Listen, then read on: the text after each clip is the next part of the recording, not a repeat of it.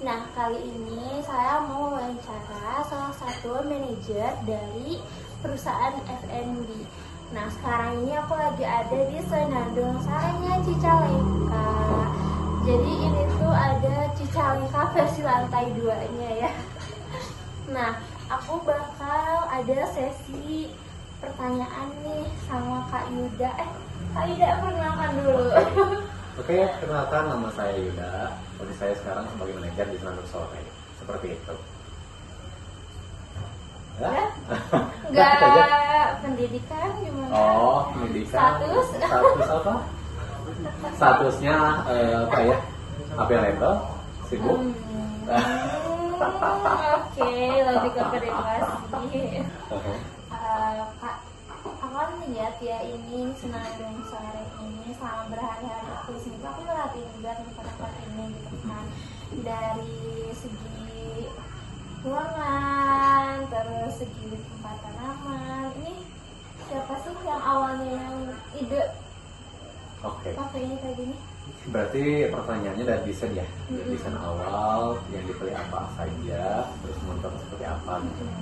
Nah ini sebetulnya kalau misalkan dilihat ya, banyak kayu-kayuan, banyak pohon-pohonan, banyak saung gitu. Jadi kalau saat itu lebih ke nature. Pertanyaan siapa yang desain, itu langsung ownernya, sesuai selera. Nah jadi tujuannya adalah orang-orang yang lelah di kota itu bisa datang ke Senandung Sore terus santai gitu kan, nikmati suasana alam, nikmati lari dari kesibukan kota, Dari penatnya kehidupan di kota ya. dari tingginya gedung jadi ke rimbunnya pohon. Oke, jadi ini tuh lebih ke pasarnya tuh orang tua gitu. Pasar orang Keluarga. tua, lebih tepatnya keluarga gitu. Nah karena kalau dilihat ya banyak saung gitu kan, tempat-tempatnya itu ibarat buat berkelompok itu, utamanya buat kelompok karena memang pasar yang diambil itu adalah pasar keluarga. Jadi ayah dan ibu bisa makan foto-foto, sementara anak bisa main semua yang semacamnya. Iya. Cocok buat keluarga. Tapi Kak, dari segi menu ini kan perorangan gitu ya. Nah, dari segi menu yang aku lihat ini nggak ada menu yang untuk keluarga gitu, karena kan di sini banyak yang datang gitu, karena nggak ada pakai keluarga atau gimana gitu. Oke. Jadi kalau di sini nggak berarti kalau orang kecil ya, tapi bisa jadi keluarga besar 10 orang, 8 orang atau misalkan 16 orang, bahkan ada sampai 30 juga. Iya. Nah buat sekarang memang menu paket belum ada, tapi kebetulan ada juga rencana buat bikin menu paket. Mau ini bulan Juli baru ada menu paket. Bulan depan berarti ya? Bulan depan. Oke. Berarti akan disegerakan gitu. Betul, Ya. segerakan. Dan langsung ke poin intinya aja biar lebih cepat pulangnya. Ini tentang sumber daya manusianya di sini nih. Tadi kan udah desain tentang tempat-tempat ini gitu kan. Untuk sumber daya manusianya tersendiri, cara kakak pilih karyawan, menerima karyawan itu apa sih yang dilihat? Oke, jadi gini, dalam pemilihan karyawan sebetulnya ada 2 kriteria. Satu job fit, kedua environment fit. Nah job fit artinya si kandidat itu sesuai dengan kebutuhan pekerjaan. Nah jadi pertama-tama justru saat ingin mencari orang, yang harus didefinisikan adalah peran seperti apa yang dibutuhkan. Nah jadi peran yang dibutuhkan ini di list-listnya itu dicocokkan dengan kandidat mana yang paling memenuhi kriteria. Nah kandidat itu dipilih. Nah sebagian orang mikir kalau misalkan saya mau menerima karyawan, itu harus karyawan yang paling pintar, paling rajin, pokoknya paling terbaik lah gitu ya. Tapi sebetulnya nggak kurang tepat ya. Yang dibutuhkan adalah kandidat yang paling pas dengan kebutuhan kerjaan. Kayak skill dan kebutuhan itu match lah gitu. Itu satu. Terus kedua, yang nggak kalah penting itu adalah environment fit, yang artinya adalah si kandidat itu sesuai dengan lingkungan kerja yang ada. Misal sebagian orang itu suka dengan kelompok yang teman kelompok yang lebih cair, lebih berisi gitu kan, lebih banyak canda segala macam. Sebagian lagi ada yang suka dengan fokus gitu kan. Nah ini sebetulnya nggak ada patokan bersalah secara mutlak ya, tapi di lingkungan kerjanya, di timnya sendiri itu ucapan kemana. Nah si kandidat yang baru ini harus bisa sesuai dengan ini. Oh iya. Ya. Jadi terkadang ada kandidat yang bagus tapi ternyata ditolak dengan alasan ya salah satunya adalah dia nggak cocok dengan lingkungan. Oh. Bukan karena dia jelek atau bukan karena dia kurang bagus, tapi karena dia cocok saja. Nah tidak cocok ini kalau dipaksakan justru bikin kerjasamanya itu nggak lancar. Ya, nanti. Oke, dari 3 aja deh, sebutin 3 aja contoh sifat yang bakal kakak terima dan kakak nggak terima.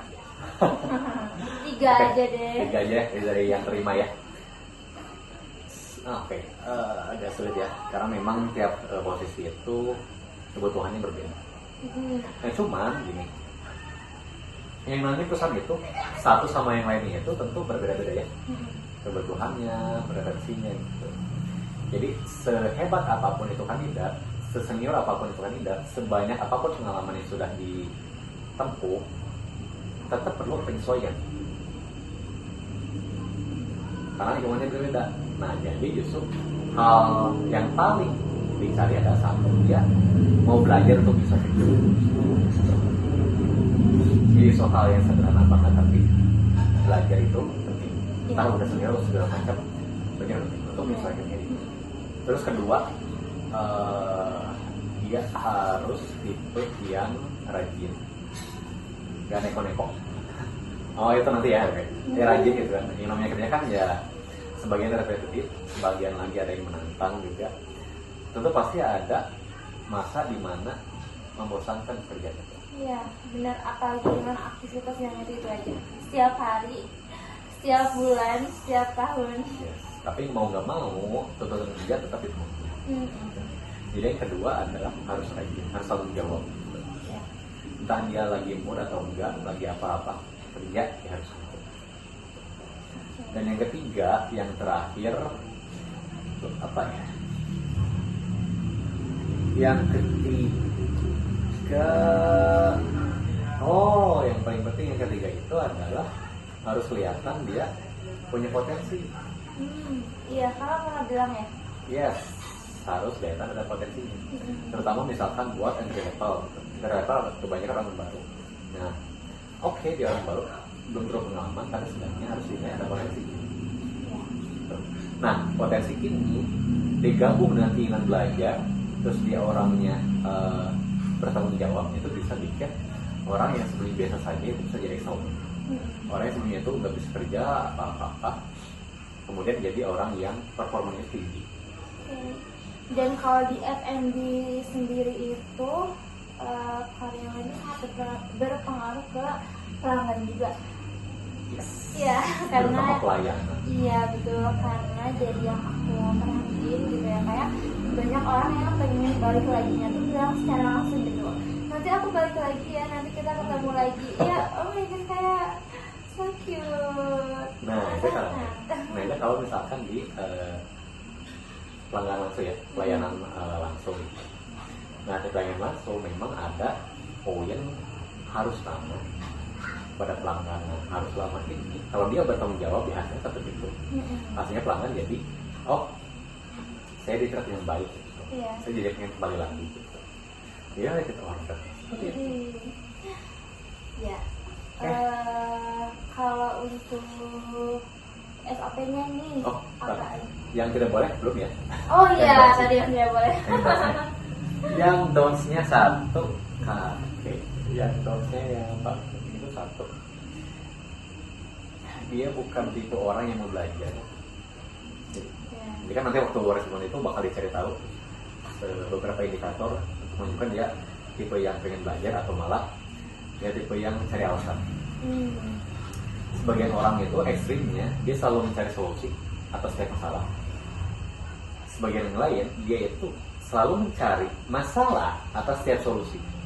Nah kalau orang itu dikasih solusi apa, selalu cari alasan, no, nggak mau.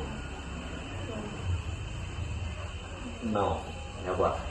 Tapi pernah ada nggak kak yang kayak gitu? Tentu ada. Biasanya dia itu selalu nyalahin keadaan eksternal. Oh, Ada masalah apa? Oh ini. Hmm. Nah itu orang nextnya dia nggak akan bisa menyelesaikan masalah yang ada di tempatnya. Iya, iya. Yes. Terus kedua adalah harus nggak boleh yang misalkan mud-mudan. Tadi yang mereka kerjakan ya tadi ada yang membosankan, ada yang benar segala macam. Dan mau nggak mau itu harus dipenuhi. Kalau orang bekerja berdasarkan mood, itu peraturan itu susah diganti. Dan yang ketiga, orang yang fix mindset. Ada saya mah gini, saya seperti ini, gitu kan. Jadi bisa loh sebenarnya, oh saya seperti ini. Nah itu kan nggak bisa ya, sejago apapun. Kalau orang sudah fix mindset, dia nggak akan bisa menyesuaikan dengan tatanan baru. Terutama yang namanya FNB itu, tren berubah terus. Iya, benar. Berubah terus. Perilaku customer itu banyak yang tidak bisa diprediksi. Itu untuk menyesuaikan diri untuk belajar. Kalau nggak mau belajar, nggak bisa. Jadi segitu nggak bisa. Nah, tadi ada pertanyaan apa ya? Lupa. Ke distract. Ya. SOP masalah SOP. Iya, SOP-nya. Gimana? Ya, untuk SOP-nya di sini. Oh, enggak, jangan itu dulu deh. Kita ke pertanyaannya dulu. Kalau misalkan nih ya, ada pelamar yang dua pelamar. Contohnya yang pelamar pertama itu dia punya pengalaman 2 tahun di bidang F&B dan punya skill yang cukup matang, tapi dia kekurangannya fix mindset kayak tadi. Okay. Nah, tapi di satu sisi ada orang yang nggak punya pengalaman, tapi dia open mind. Oke. Itu gimana?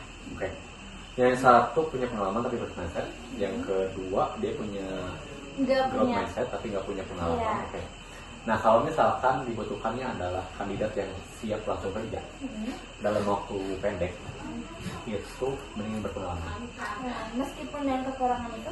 Contoh sekarang misalkan lagi musim liburan, butuh orang yang datang cepat, sudah jadi langsung bisa kerja dalam waktu singkat buat liburan saja. Itu cukup.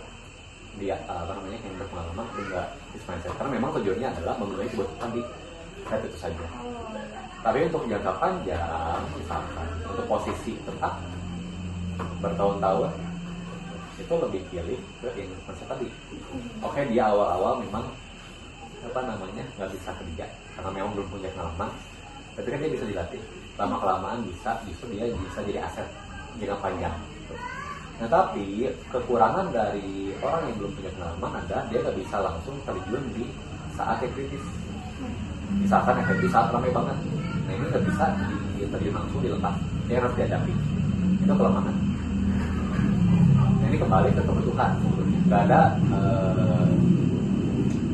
satu orang yang kritis membutuhkan. Dan kalau misalkan yang kandidat itu justru dilihat dari kebutuhan dulu, baru turunin kandidat seperti apa yang dibutuhkan. Berarti lihat dulu keadaan di perusahaannya kayak gimana. Betul. Lalu SOP-nya sendiri gimana sih Kak? SOP, standar operasional kerja ya. Sebetulnya kalau SOP yang jelas beda divisi, beda SOP sendiri. Tapi sebetulnya kalau misalkan secara perusahaan ya nggak jauh ya, kayak data waktu gitu kan. Harus berpenampilan rapi bersih gitu kan, karena memang dengan pangan langsung harus jaga kebersihan misalkan, terutama buat yang produksi gitu kan.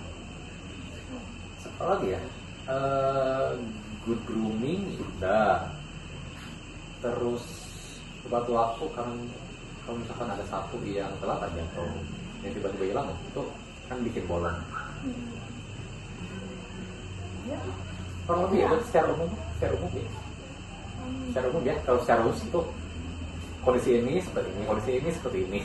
Kalau misalkan dilihat secara khusus dan dilihat di konteks masing-masing divisi.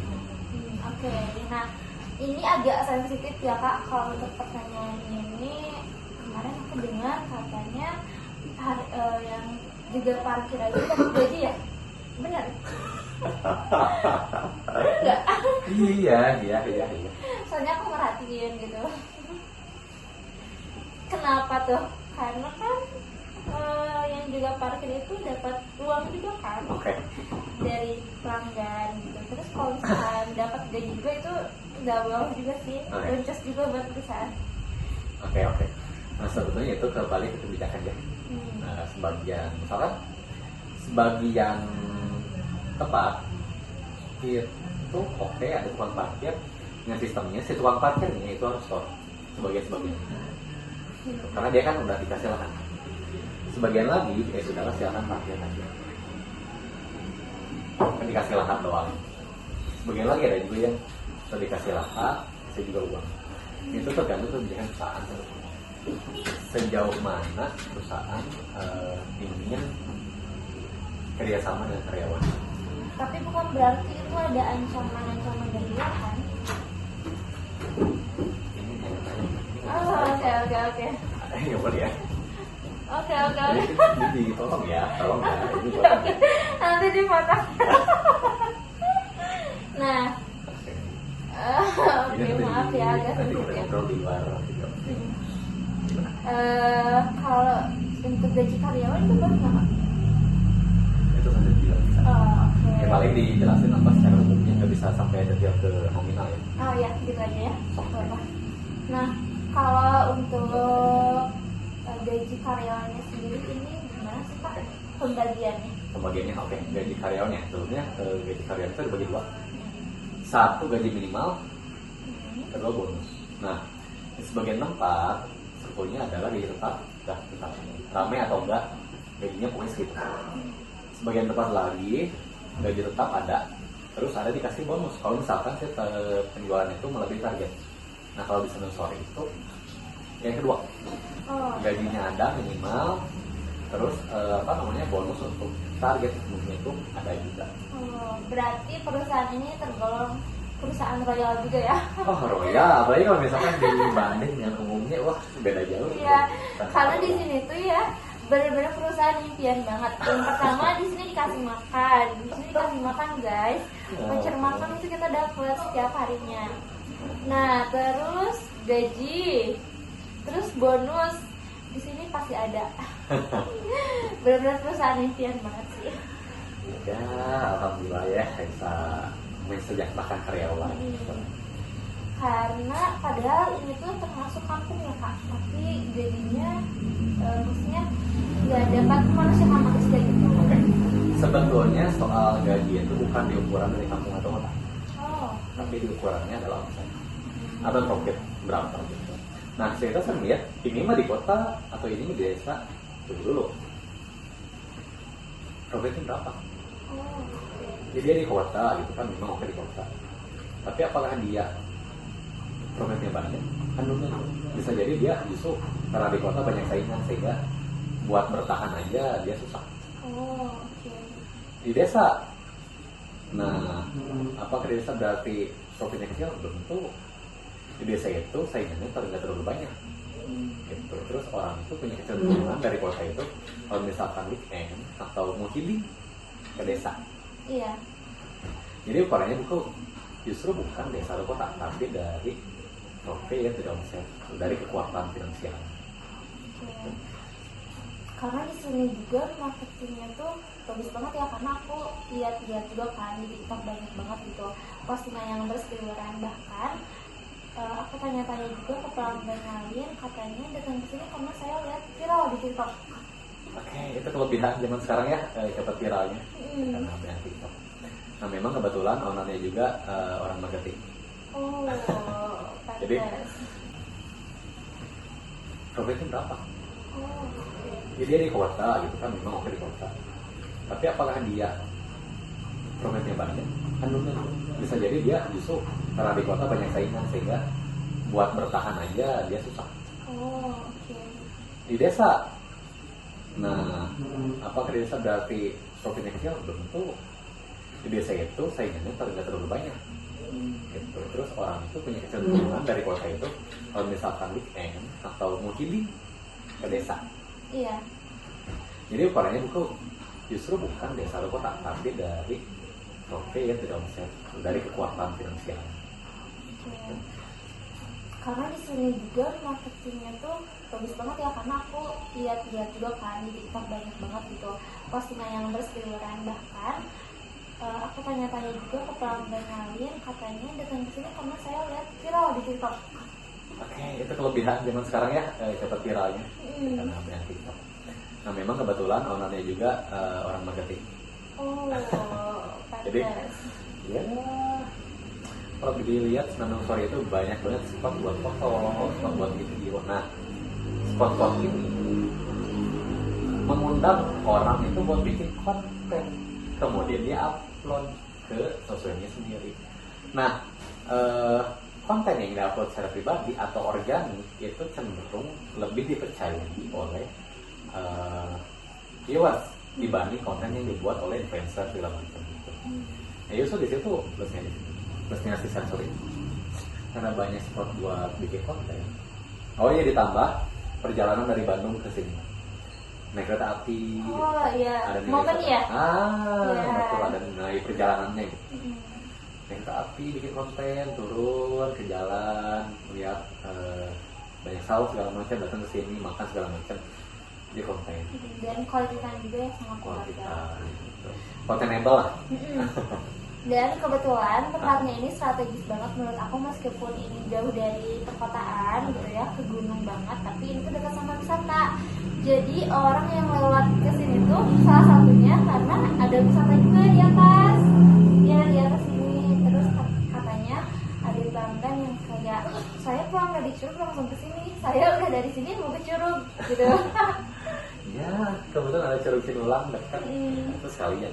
Nah, bagusnya adalah di Curug Sinulang nggak terlalu advance ya soal makanan, nggak terlalu benar-benar jual makanan gitu. Saya kan dulu sih si warung biasa ya. Iya, warung biasa, air kayak gitu lah. Jadi mereka datang ke sana, wisata, makannya di sini.